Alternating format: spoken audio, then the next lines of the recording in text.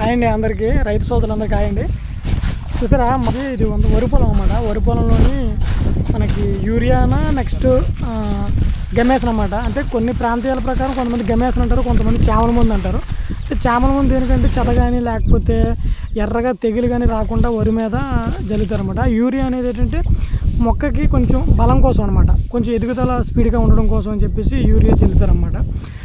నేను నా ప్రీవియస్ వీడియోలో చాలామంది కామెంట్స్ చేశారండి, పెస్టిసైడ్స్ లేకుండా వ్యవసాయం చేయొచ్చు కదా అనేసి.